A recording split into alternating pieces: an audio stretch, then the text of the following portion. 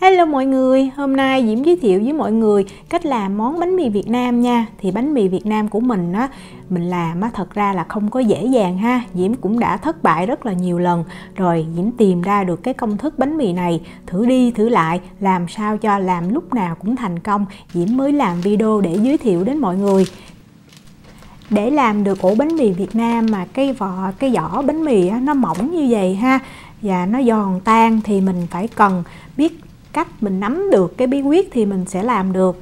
Thì Diễm cũng sẽ hướng dẫn mọi người cái cách nướng bánh mì không có cần cái đồ nướng bánh mì ha. Thì mọi người á coi kỹ video, xem thật là kỹ hướng dẫn và chia sẻ của Diễm thì chắc chắn sẽ làm được ra ổ bánh mì Việt Nam thiệt là ngon. Bây giờ mời mọi người vô bếp cùng làm với Diễm nha. Đầu tiên Diễm sẽ giới thiệu về bột và men mà Diễm sử dụng cho cái công thức bánh mì này ha. Diễm sẽ chia sẻ cùng mọi người hai công thức bánh mì. Công thức bánh mì này là sẽ không sử dụng phụ gia, không dùng bột bánh mì. Tức là bột có hàm lượng protein là 13% á, thì cái bao bột của Diễm nè là cái bao bột với hàm lượng protein nó chỉ có 11,2% thôi ha. Thì mọi người á, lúc mà mua bột mọi người xem trong cái phần thông tin của gói bột á, thì nó luôn có ghi như vậy nè. Đó, protein cái này là 11,2%. Thì Diễm nghĩ là cái bột này nó giống như là bột mì đa dụng vậy đó. Vậy nên là mọi người cứ sử dụng bột mì 11% là sẽ làm được bánh mì này nha. Tiếp theo là về men ha, thì Diễm hay sử dụng trong những cái công thức bánh của Diễm á, Diễm hay dùng men ngọt. Thì mọi người hay hỏi Diễm là men ngọt là men như thế nào, mình mua ở đâu. Thì hôm nay á, Diễm sử dụng cái men bình thường luôn, là cái gói men xanh này nè.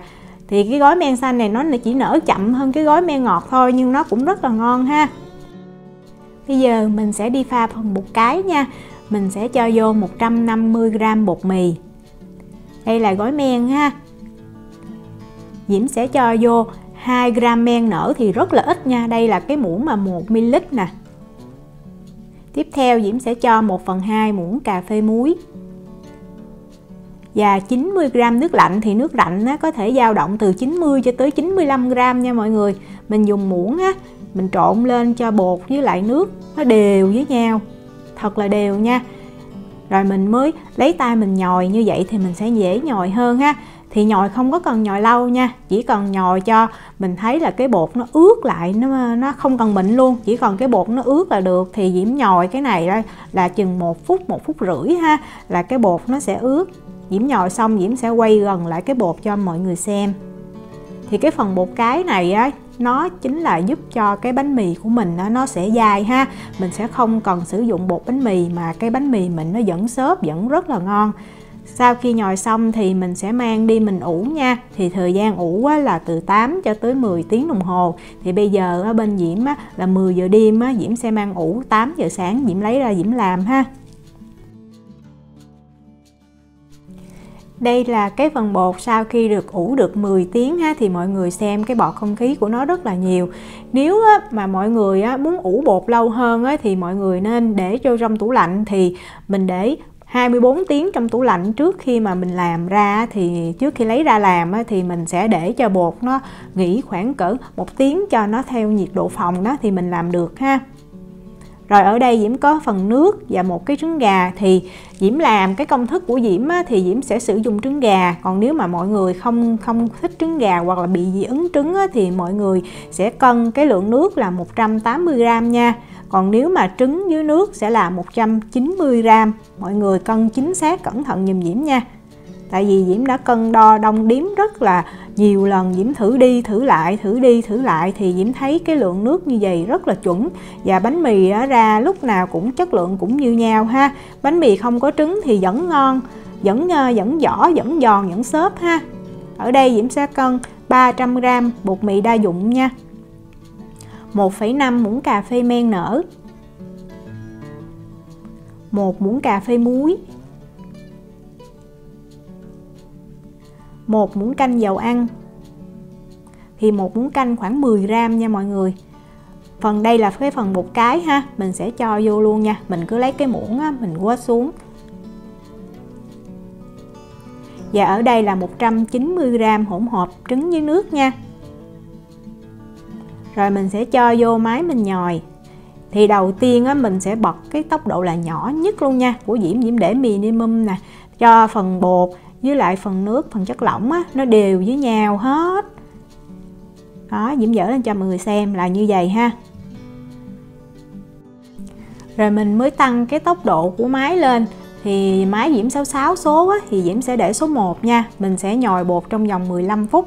Thì yêu cầu của bánh mì Việt Nam thì mình phải nhồi lâu á, thì cái bánh mì nó mới xốp, nó dai, nó ngon nha. Thì Diễm đi thoa dầu vô trong cái tô như vậy nè, để tí xíu nữa Diễm cho bột vô. Còn nếu mà mọi người á, không cần đổ ra tô ha, tại vì Diễm muốn đổ ra tô cho mọi người dễ thấy cái bột nó nở như thế nào á. Bột sau khi nhồi 15 phút đó là như vậy. Thì Diễm lưu ý với mọi người nha, cái bột á, nó sẽ nhão nha, nhưng mà nó nhão như vậy nè, tức là mình cầm lên vẫn được ha, nhưng mà nó sẽ dính tay. Thật ra cái công thức gốc của Diễm á, nó còn nhão hơn nữa, nhưng mà rút kinh nghiệm cái bánh tiêu đó thì Diễm điều chỉnh lại cái công thức này. Thì cái bánh nó sẽ không có nở cái cánh đẹp là thôi, không có nở phồng lên nhiều, nhưng mà chất lượng cái bánh, cái vỏ nó vẫn mỏng, giòn tan ha, cái ruột rất là xốp. Rồi bây giờ mình mang đi ủ nha. Thì cái cách ủ sẽ là như thế này, mình sẽ ủ trong cái lò nướng nha. Mình sẽ cho vô 300ml nước sôi, nước vừa đun sôi luôn ha. Rồi mình cho cái tô bột, đẩy cái khăn như vậy nè, mình vô mình ủ. Thì mình sẽ ủ bột trong vòng 75 phút nha. Ở đây Diễm có 2 cái khăn nè, thì Diễm sẽ hướng dẫn mọi người cái cách mà nướng bánh mì mà không dùng cái vỉ nướng bánh mì đó. Thì mình sẽ có 2 cái khăn này. Nếu mà mọi người có cái khăn dày hơn thì mọi người sử dụng một cái. Mình sẽ lót khăn vô cái dĩ của lò nướng ha. Mình sẽ dùng cái mặt này nè, mặt thẳng đứng của cái dĩ ha. Rồi mình lấy khăn mình che lên.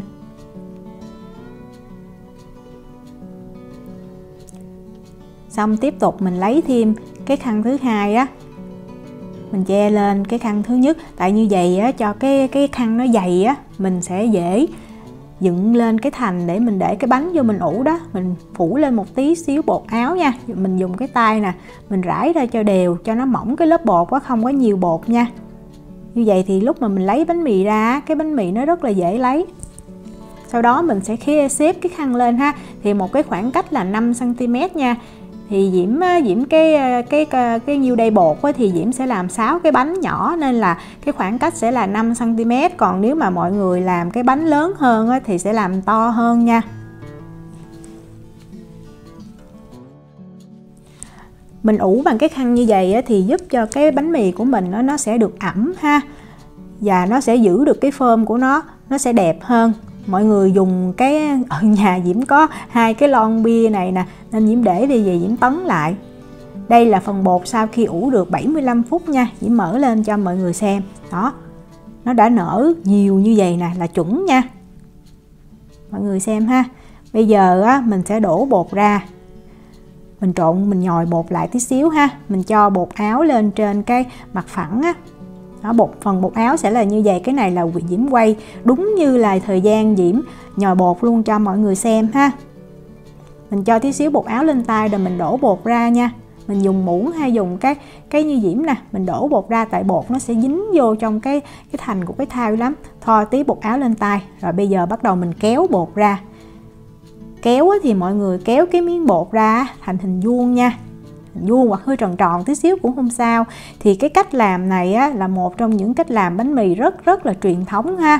Nó giúp cho cái bánh mì của mình nó nở, nó xốp, rất là xốp luôn á, nó phồng cái bánh mì lên. Rồi sau khi xếp 4 góc của cái bột lên ha, mình lại kéo cái bột ra. Kéo ra một lần nữa. Thì mình chỉ cần làm 2 lần như vậy là đủ ha. Nếu mà mình không làm như vậy thì cái bánh mì của mình nó sẽ chỉ nở được khoảng 60-70% thôi. Cho tí xíu bột áo thật là mỏng nha. Bột nó ướt nhưng mà nó không có dính tay nhiều ha. Một khi mà mình thấy bột nó hơi dính cái tay của mình thì mình chỉ cần thoa một tí xíu lớp mỏng thôi. Mình nên cố gắng hạn chế sử dụng bột áo, càng ít càng tốt nha. Đó, mình kéo cái miếng bột ra, cứ kéo nhưng mà nhẹ nhàng ha. Đó, rồi mình lại xếp 4 góc của miếng bột vào với nhau. Rồi mình sẽ lật cái miếng bột lại cho cái phần miếng này nằm ở dưới. Thì Diễm thấy nó hơi dính ở dưới đó, Diễm thoa lên tí xíu bột áo nha. Đó, như vậy. mình gấp cái phần mí mình để xuống dưới. Rồi bây giờ mình dùng tí xíu bột áo lên tay nữa ha. Mình sẽ dùng hai cái bàn tay của mình xoay cục bột cho nó tròn lại. Thì nó tròn á, đặng cho mình dễ cắt mình chia bột đó. Cứ xoay. Cái này là Diễm làm đúng theo cái thời gian, thì mọi người cố gắng nên làm nhanh gọn nhẹ ha. Tại vì bột mà mình để ở ngoài lâu thì nó sẽ bị khô á. Đó, mình xoay gì nó tròn thì bắt đầu mình đi chia bột. Thì Diễm sẽ chia cái cục bột này thành 6 phần. Thì mỗi phần bột là 120g. Mọi người mà muốn cái bánh mì nó đều, nó đẹp á, thì mọi người cân thì nó sẽ đều ha. Bột á, sau khi mà mình xếp mình gấp như vậy á, thì nó sẽ không có còn nhão nữa nha. Rất là mềm nhưng mà là không nhão ha. Bột rất là ngon. Cái cách mà làm mà có cái phần bột cái như vậy nè, thì mình sẽ không cần sử dụng bột làm bánh mì luôn, mà cái bánh mì của mình rất là dai và xốp. Mình cho tí xíu bột áo lên tay nha. Đó, rồi mình sẽ giấu cái phần bột mà mình cân mình bổ sung thêm vô đó. Mình cho nó rồi mình kéo mình bọc nó lại như vậy nè. Mình túm ở dưới ha. Rồi mình để cái phần mí xuống, dùng hai tay mình xoay cho cục bột nó hơi tròn tròn là được ha. Không có cần thật là tròn. Cho tí xíu bột áo xuống dưới đáy á, cái phần dưới á, mình lấy lên chút xíu nữa mình lấy cho dễ đó. Rồi mình lại làm tiếp tục cục bột thứ hai nha. Mà mọi người cố gắng làm cho thiệt nhanh nha. Tại vì á, mà bột mà để lâu ở ngoài á, nó sẽ bị khô á, thì cái chất lượng bánh nó cũng sẽ thay đổi nha. Mình sẽ lấy một cái khăn á, mình đậy lại, mình để cho bột nghỉ 5 phút nha.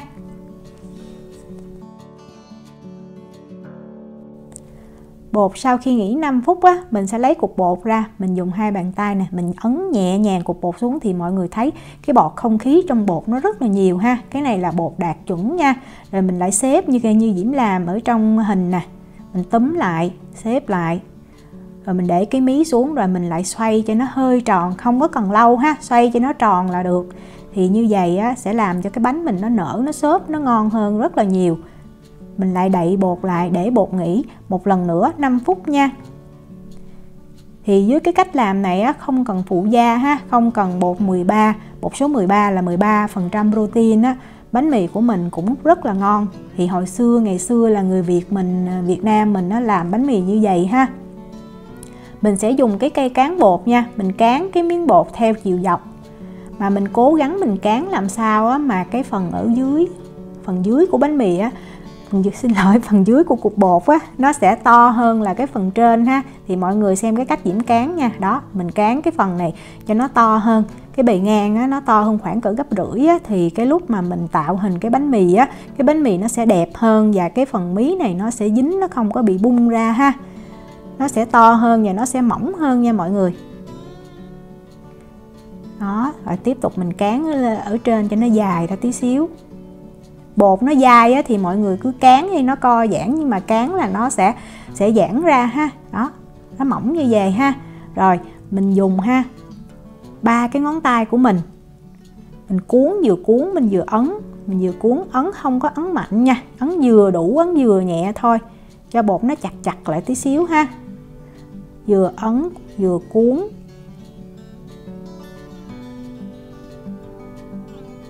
Rồi xong, cái tới cái phần mí. Đó, rồi bây giờ mình dùng hai cái lòng bàn tay mà mình để nghiêng, mình xe cái cục bột ha. Thì cái mí bột mà mình cán mà nó mỏng á, thì nó sẽ dính luôn, mình không có cần díp cái mí nó lại. Mình cứ dùng hai cái lòng bàn tay mình để nghiêng vậy nè, mình xe hai cái đầu thì nó sẽ được nhọn như vậy, nó bít lại cái phần bột ha. Vậy là mình xong. Rất là dễ, không có cần lâu ha. Diễm làm thêm một cái nữa cho mọi người xem. 3 cái đầu ngón tay ha, ngón trỏ, ngón giữa với ngón áp út á, vừa cuốn xuống xong mình ấn nhẹ xuống cho nó dính lại với nhau á.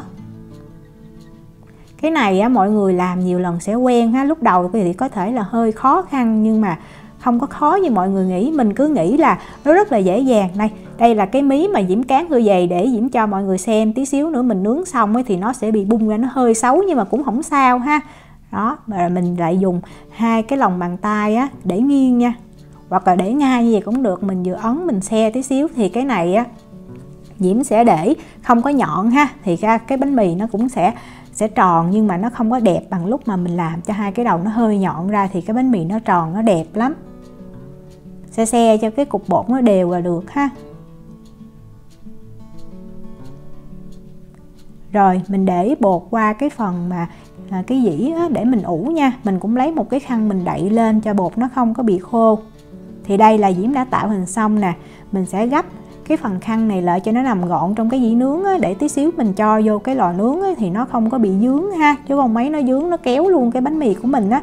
Mình lấy hai cái lon bia ra mình bưng cho dễ nha, để lon bia để nó lăn nó cán cái bánh mì của mình. Mình sẽ cho bánh vô trong lò nướng ha. Mình dùng một cái khăn mình đậy bánh lại. Rồi mình để hai cái lon này nè, để mình giữ cho cái bánh, cái thành của cái khăn nó sẽ được đứng lên ha. Thì cái bánh lúc mà nó nở nó không có bị bè ra. Rồi Diễm sẽ dùng hai cái ly nước nhỏ như vậy nè. Diễm sẽ nấu nước sôi Diễm cho vô. Thì cái cách ủ như vậy là chuẩn nhất ha. Tại vì mọi người hay nói là ủ nhiệt độ phòng hay là ủ bao nhiêu độ, thì Diễm đã tìm ra cái cách ủ như vậy. Mình ủ trong lò nướng ha. Ủ bột mình sẽ ủ 60 phút nha. Rồi bây giờ mình đi chuẩn bị cái phần dĩ nướng.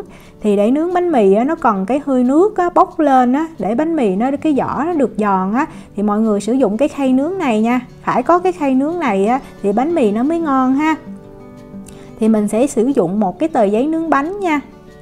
Đó, cái tờ giấy nướng bánh của Diễm nè.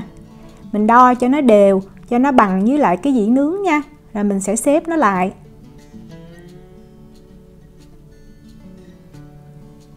Sau đó mình sẽ dùng kéo mình cắt những cái lỗ nhỏ ha. Hoặc là nếu mà mọi người có cái đồ bấm giấy lỗ như vậy nè, mọi người lấy ra mọi người bấm rất là nhanh ha. Đó, mình bấm lỗ. Thì mình sẽ được cái tờ giấy có những cái lỗ như vậy, thì lúc mà mình nướng ở cái hơi nước nó sẽ tỏ đều ra, thì cái bánh mì mình cũng sẽ ngon như là mình nướng bằng cái dĩ nướng bánh mì nha. Bây giờ Diễm hướng dẫn mọi người cách nướng. Thì mình sẽ cho một cái dĩ nướng ở cái nấc cuối cùng của cái lò. Và mình sẽ nướng ở cái nấc để bánh mì ở cái nấc giữa của cái lò nha. Để ngay đó ha. Ở dưới đây mình sẽ cho cái phần nước vô cho có hơi nước. Mình làm nóng lò ở nhiệt độ là 240 độ C, 460 độ F ha. 2 lửa trên dưới nha mọi người. Lò thật nóng mới cho bánh mì vô nướng ha. Đây là bánh mì mình đã ủ được 60 phút. Mình dỡ khăn ra nhớ nhẹ nhàng nha. Nếu mình dỡ nhanh quá có thể nó dính đó. Rồi lúc này là cái lúc mà Diễm thấy là phải cẩn thận nhất nè. Cái bánh nó rất là mềm luôn. Tại vì nó nở rồi đó, thì mọi người thiệt là nhẹ nhàng ha. Lấy lên phủi bột ột áo ở dưới cho nó ra bớt đó. Rồi mình chuyển qua bên cái dĩ nướng lỗ này nè. Đó, mình dỡ lên như vậy.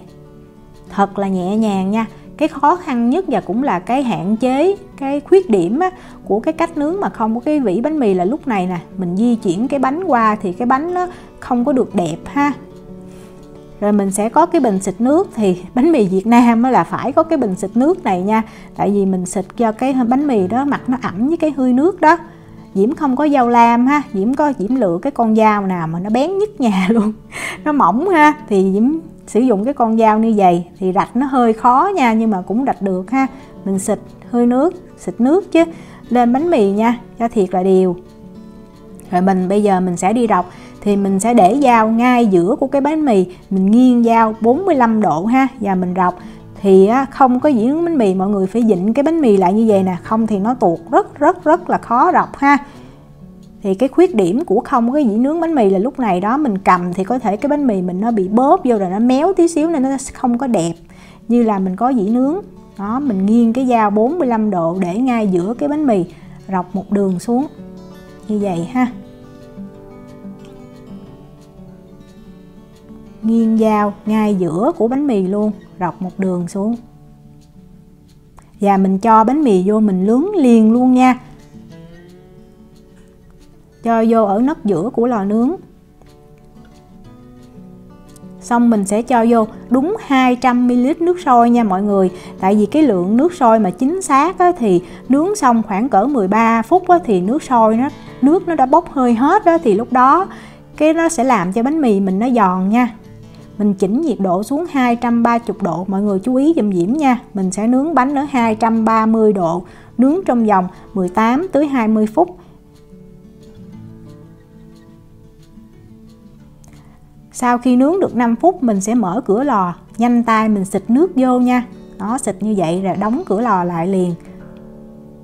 Rồi lại tiếp tục nướng. Sau khi nướng được 10 phút mình lại mở cửa lò, mình xịt nước vào như vậy nữa nha. Đóng cửa lò lại và mình tiếp tục nướng nữa. Và lần cuối cùng là sau 15 phút mình sẽ lại xịt nước một lần nữa. Như vậy thì cái vỏ bánh mì của mình nó sẽ mỏng ha, mỏng mà kiểu như là giòn tan luôn á, chứ không có phải mà giòn mà kiểu dày ha. Lúc này á, thì mình đã nướng được 15 phút rồi ha. Thì nếu mà mọi người muốn á, mọi người có thể mở cửa lò ra, mọi người trở bánh cho cái mặt dưới của bánh mì á, nó được giòn á. Còn Diễm á, thì Diễm thấy như vậy cũng đã quá ngon rồi. Cái này Diễm trở thử 2 cái cho mọi người xem nè, rồi mình lại tiếp tục nướng ha. Thì cái bánh này á, Diễm nướng bằng lò của Diễm là Diễm nướng đúng 18 phút luôn á. Bánh rất là ngon nha. Nếu muốn á, mọi người có thể quết một lớp bơ thiệt là mỏng lên trên bánh mì thì cái bánh mì của mình nó thơm lắm, thơm như kiểu bánh mì á, hồi xưa hay nói là bánh mì Sài Gòn đặc biệt thơm bơ á. Rất là thơm. Đó, mình hoàn thành xong rồi. Mình để bánh nguội á, từ 15 tới 30 phút. Thì lúc đó cái bánh á, mọi người sẽ nghe cái tiếng nổ của nó nha, lớp bóp á. Nó xe cái mặt của cái vỏ lên là nó giòn. Mọi người nhìn cái vỏ bánh mì nè, chính xác là bánh mì Việt Nam luôn ha. Rất là ngon. Bây giờ Diễm bóp thử cho mọi người coi. Thì cái này là cái bánh mì không còn cái dĩ nướng nè, mọi người xem, nó vẫn rất là ngon ha. Thì như Diễm nói, cái khuyết điểm của cái việc mà không dùng cái dĩ nướng á, là lúc mà mình di chuyển cái bánh mì từ cái chỗ mà mình ủ qua cái đồ nướng á, rất là khó khăn. Và mình phải ủ chỉ có 60 phút thôi. Tại vì nếu mà ủ lâu quá đó thì cái bánh mì rất là khó rọc, tại vì nó không có bám lên trên cái mặt của dĩ nướng đó. Còn nếu mà mọi người sử dụng dĩ nướng á, thì mọi người sẽ ủ bánh mì 75 phút ha. Thì cái bánh nó sẽ nở phồng hơn rất là nhiều. Đây là bánh mì mà nướng bằng dĩ nướng nè. Thì mọi người ủ 75 phút là rất là chuẩn. Bánh nó phồng lên, nó giòn, nó xốp, nó ngon hơn rất là nhiều. Tại vì nếu mà ủ 75 phút á, thì cái bánh nó phồng quá đi, mình di chuyển cái bánh nó sẽ bị xẹp. Cho nên là nếu mà mọi người không dùng dĩ nướng thì mọi người chỉ ủ 60 phút ha. Diễm nhắc rất là kỹ. Đó, mình gỡ ra mà nó giòn như vậy nè. Diễm xé ra bên trong cho mọi người xem ha. Bánh xốp á, ngon là đạt yêu cầu nha. Cái vỏ bánh thì nó mỏng như vậy, bóp vô là nó xẹp xuống ha. Và bánh mì á, quết thêm lớp bơ rất là thơm. Diễm chúc mọi người thành công với món bánh mì Việt Nam nha. Nếu mà có thắc mắc gì á, thì cứ để lại lời nhắn hoặc là nhắn tin cho Diễm. Diễm cảm ơn mọi người theo dõi video rất là nhiều. Hẹn gặp lại mọi người trong những video tiếp theo. Chào tạm biệt mọi người. Tạm biệt.